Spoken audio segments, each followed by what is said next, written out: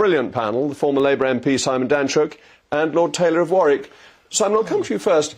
Just because you've got the right to do something doesn't mean it is then sensible, right or responsible to do it, does it? So, yes, the doctors may have the right to strike, but isn't it irresponsible for them to exercise that right? Well, I think it is irresponsible, but just returning to the point that Paul makes, I think I'm a big fan of Paul and the work that he does, but I think he spoils his own argument in terms of this particular doctor who's gone on holiday.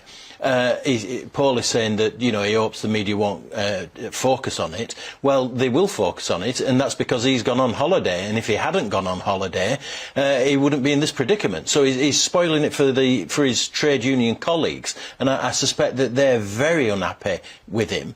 And he has a responsibility. If he's going to hold a position within the trade union, in the organisation, then he has to show some restraint. And it's like public service. He shouldn't be going on holiday in the middle of a strike. In terms of the strike itself, the ask of 35% is excessive. There's no doubt about that. They need to get back round the negotiating table and ask for something much more reasonable.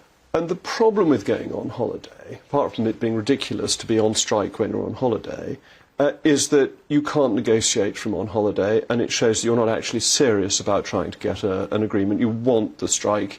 You're pleased to be on strike. Well, Jacob, leadership is about action, not just position. And this doctor, Dr No, going on holiday and going to a wedding whilst he's encouraging members to go on strike is ridiculous. It's irresponsible. You said that patients will suffer. Some will die. Now, the junior doctors are asking for 35%. The chances of them getting that range between 0 and 0. There are pensioners watching this show on a state pension who would love 35%, but it's just not going to happen. We can't afford it.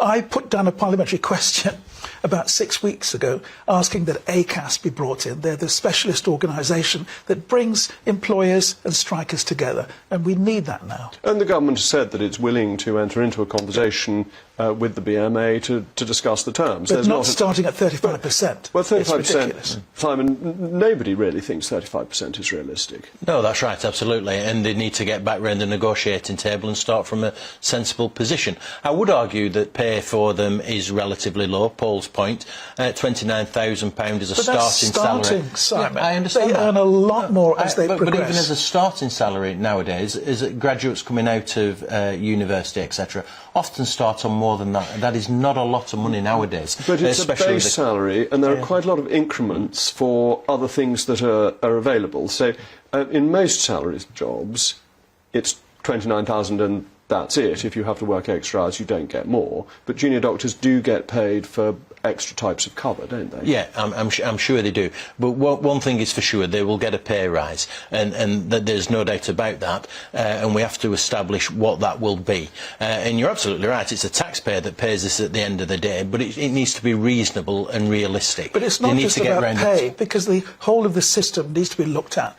The government has put much more money into the NHS, but it's like pouring water into a leaking jug. Oh, I agree with that. The whole system needs reform. I completely agree, Lord Taylor. The NHS needs radical reform. We're living longer. It's more about serving the needs of the provider, the workers there, than it is about the patients. Exactly. And that's a real problem. It's a very important discussion, which I do want to come back to another programme. But I want Simon to ask you a particular question. Do you think the strike will lead to the junior doctors getting a higher or a lower pay rise? Because I think it may in fact be counterproductive, because it's so unpopular and seen as being so irresponsible by many people. But the opinion polls will show that the public are behind the junior doctors. There's a majority in favour of supporting them.